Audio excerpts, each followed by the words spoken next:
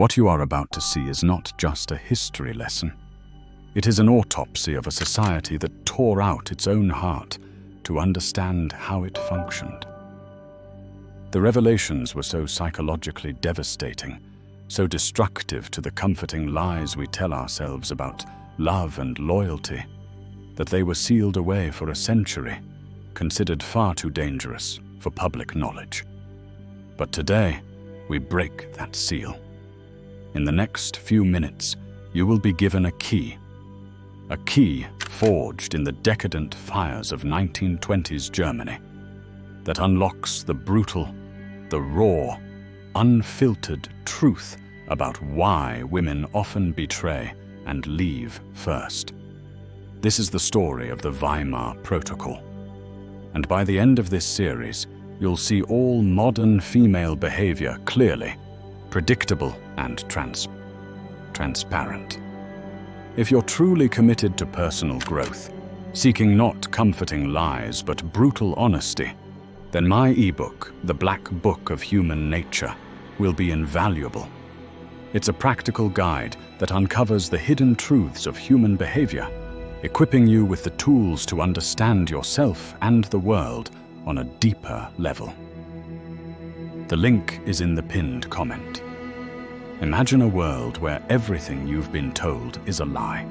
The ground beneath your feet disappears, the sky above is crashing down, and the currency in your pocket is not just worthless, but a cruel joke. This was the Weimar Republic in the early 1920s. Not a nation, but a testing ground, a petri dish of human behavior where all the rules of civilization seemed to break down. The First World War was lost, the Kaiser had fled, and a vengeful Treaty of Versailles had forced unimaginable reparations, dragging Germany into an economic abyss. But from this abyss, something extraordinary arose.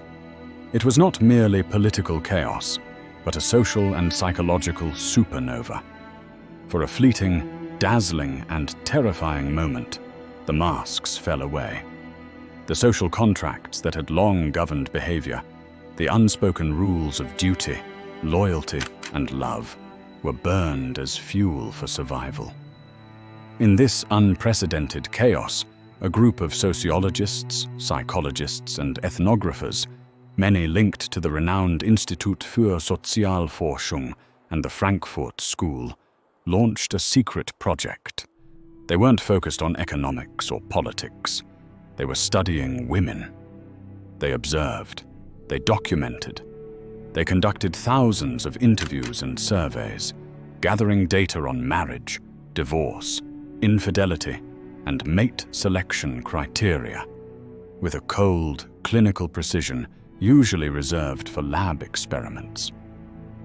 Their goal was straightforward: to understand the core nature of female loyalty once the artificial constraints of society, money, status, and stability were completely stripped away.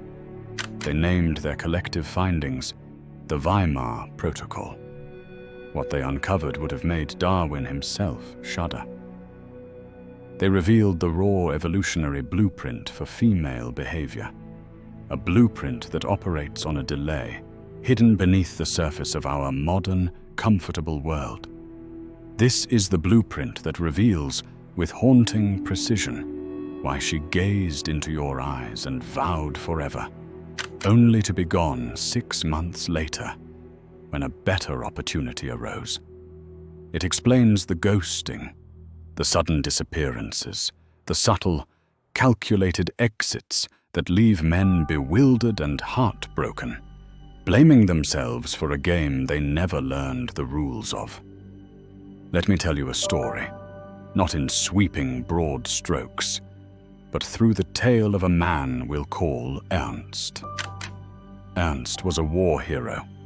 He had fought in the trenches, earned an Iron Cross, and returned to Berlin in 1919 with a chest full of medals and a heart full of hope. He married his sweetheart, Greta. He secured a respectable, stable job as a mid-level manager at a printing company. He did everything society expected of him. He was dependable, honorable, and loyal. He provided a comfortable middle-class life. For a few years, it seemed to work. They found joy together. They had a small apartment, went to the cinema, and dreamed of starting a family. This was the life he had fought for. But then hyperinflation struck. By 1923, his life's work, his savings, his stability vanished in just a few weeks. His daily salary was so worthless, it had to be carried in a wheelbarrow. One afternoon, he went to buy a loaf of bread with his entire day's wages. He left the wheelbarrow outside for a moment, and when he returned, the money was still there. But the wheelbarrow was gone. That's not just a joke. It was reality. His lifetime of savings couldn't even buy a postage stamp. Greta, the woman who had once pledged her loyalty to him and her church, changed. The dependable provider she had married was no longer there, replaced by a man who, in the brutal new reality of Weimar, was seen as a failure. She didn't leave him for another man right away. At first, she simply grew distant. The joy in her eyes faded. Then she began going out to the new dance halls, the Tanzpaläste, without him. She said she needed to feel alive, to escape the darkness. And one Tuesday, she was just gone. A note sat on the kitchen table.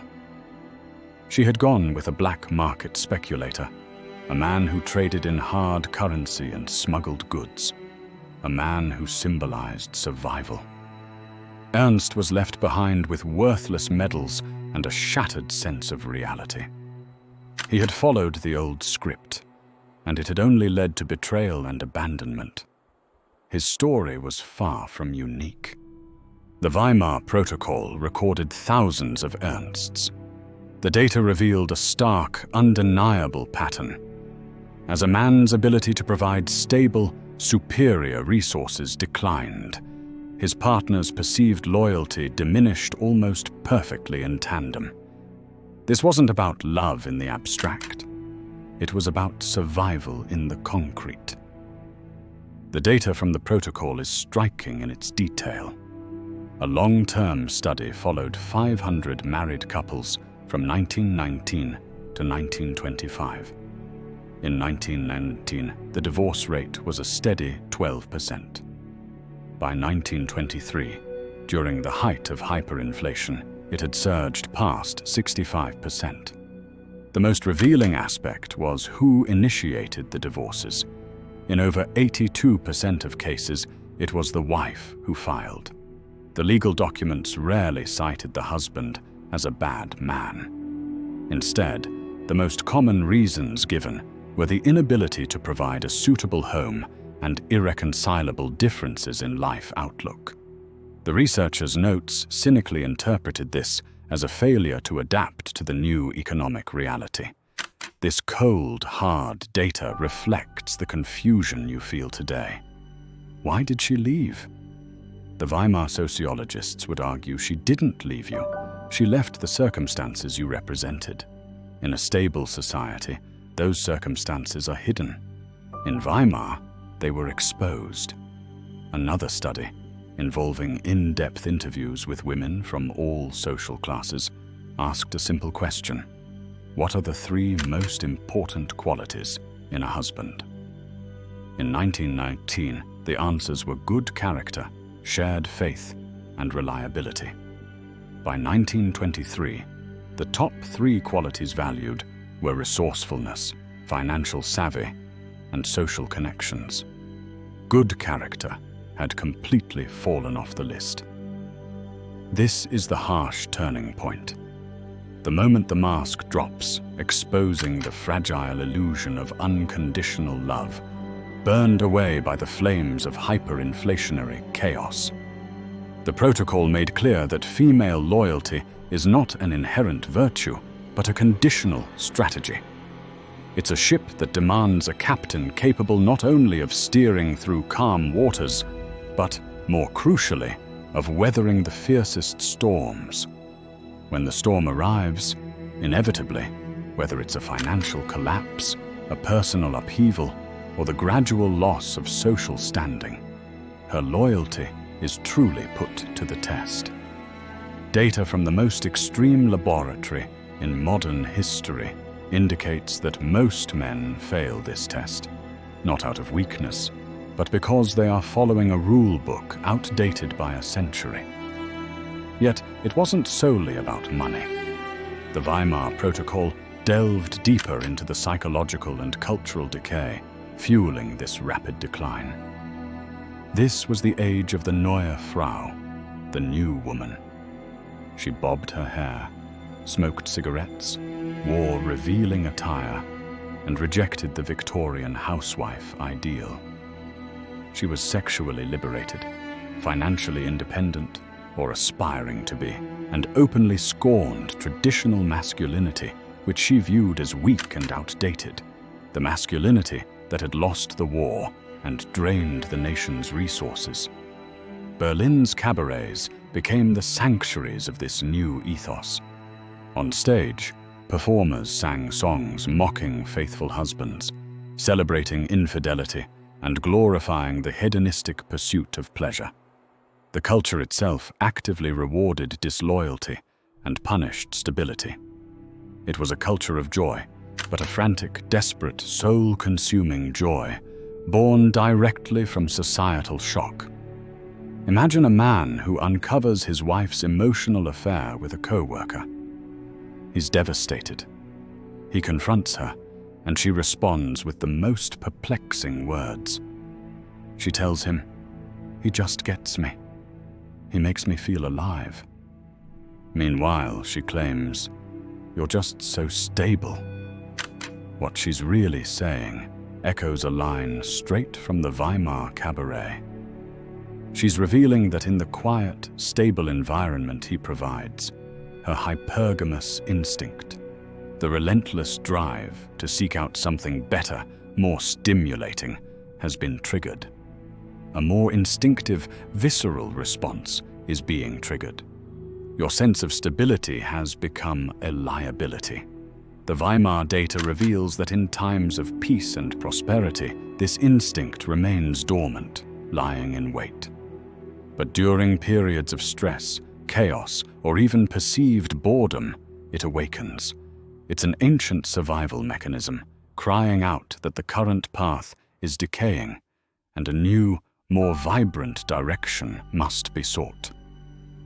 The men who thrived in Weimar, those women like Greta abandoned their Ernsts for, were not the steady, dependable providers. They were the speculators, the artists, the gangsters, the charismatic orators, driven by this primal urge to adapt and survive. The men who projected an aura of power. The researchers identified a pivotal moment they called the exhaustion threshold, when her emotional reserves for managing his trauma ran dry. She grew weary of tiptoeing around issues, tired of the darkness that enveloped their interactions. Her hypergamous instinct, always pragmatic, started to weigh the costs. Is his depth worth the relentless emotional toll? Does his strength make up for the fact that she often felt more like a therapist than a partner?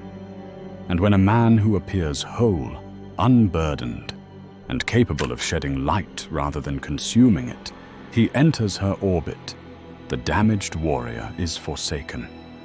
His betrayal is justified as self-preservation on her part. "I just couldn't save him," the reports repeatedly state.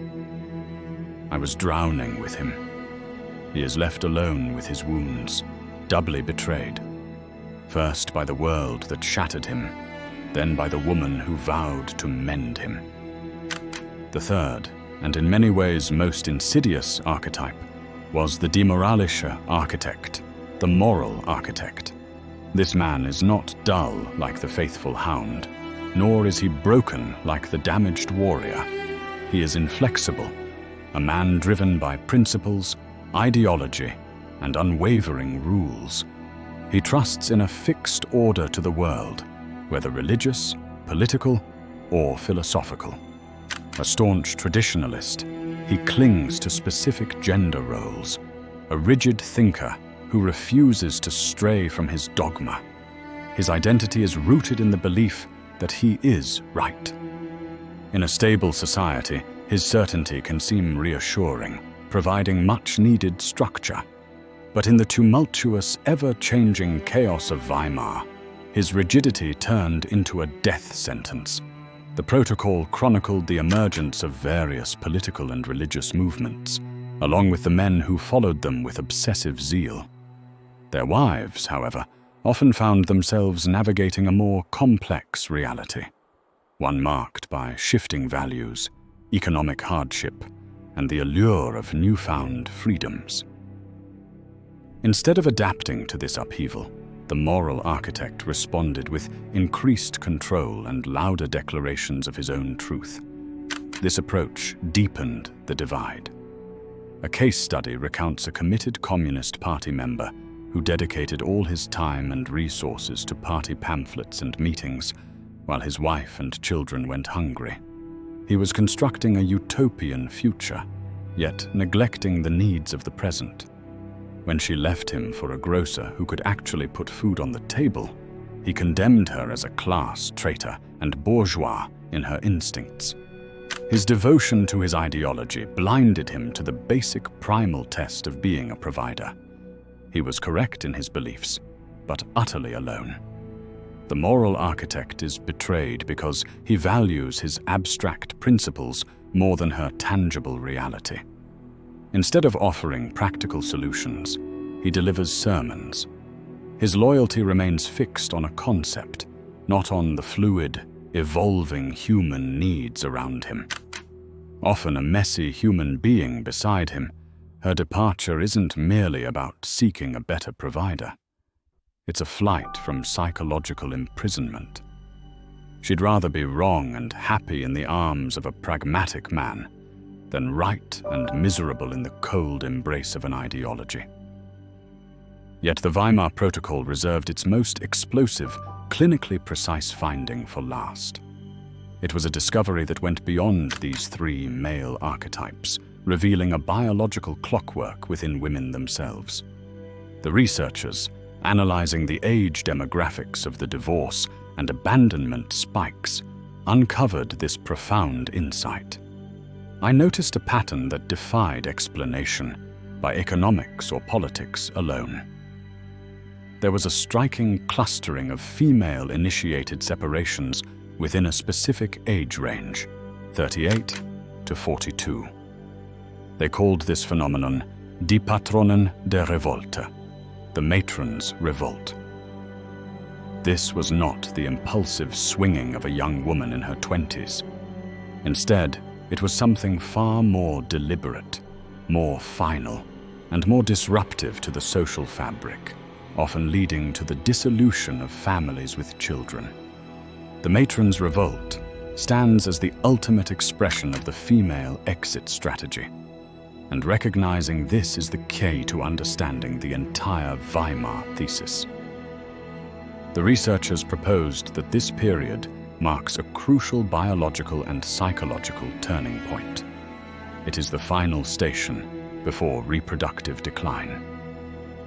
A woman at this age confronts the inevitable sunset of her fertility. The attention she once received as a young woman starts to fade. She surveys her life, her husband, often one of the three vulnerable archetypes, and is suddenly struck by a primal, terrifying question. Is this all there is? The man who was once a good enough provider at 30, a decent enough partner, now seems like the jailer of her unlived life. The faithful hound has become not just dull, but an anchor, holding her back from one last desperate attempt at excitement and validation. The damaged warrior is no longer a project to nurture, but a burden she lacks the youth or energy to carry. The moral architect has shifted from a steady rock to a prison wall. The Weimar files are filled with heartbreaking case studies of the matron's revolt. Consider the story of a woman we'll call Helga. Married for 18 years to a dependable, steady carpenter, Helga shared her life with 2 teenage children. Their days reflected middle-class comfort and routine. But at 40, facing her waning youth, she secretly began an affair with a younger, penniless artist she met at a gallery. Her departure wasn't driven by money, but by a craving for feeling. She told the researchers, "I looked at my husband, at his comfortable belly and predictable routines, and I saw my own death. With Stefan, I feel alive. I feel desired. I feel like a woman again, not just a mother." She shattered her family to satisfy this final, desperate craving for importance. Data revealed that women in the matron's revolt were more likely to switch allegiances, often securing a new partner or the promise of one before abandoning the old. It wasn't a leap of faith, it was a calculated move. The thrill of her new relationship was addictive, a powerful substance that dulled the pain of betraying her family and left her feeling alive. It shocks everyone around her, who cannot grasp how the dependable mother and wife could suddenly turn so selfish and reckless. Yet, from the protocol's point of view, it was entirely foreseeable. It was the inevitable result of a lifetime of hypergamous conditioning, set off by the biological alarm of diminishing worth. This is the deepest betrayal, because it stems from a history of shared struggles and established trust. It's a betrayal that shatters not only a man's heart, but his entire perception of the world, leaving him to pick up the pieces of a family torn apart by a revolt he never anticipated. The powerful, if somber, truth the Weimar Protocol reveals is that this upheaval is not an enigma. It is not an isolated tragedy. It is a foreseeable event, and like any predictable occurrence, it can be prepared for. The men who endured it in Weimar were not caught off guard. They were the ones who understood the landscape. They were the men who refused to be confined to the 3 archetypes of vulnerability. They were the men who crafted lives so vibrant, so powerful, and so anchored in their own purpose that they stayed the strongest branch long after the others had started to decay. The lesson of Weimar is not one of despair, but of harsh, unvarnished truth. It's a call to action for men to wake from the illusion of unconditional loyalty and to forge themselves into a force so compelling that abandoning her becomes an unthinkable choice. The evidence is clear. The question remains, will you listen?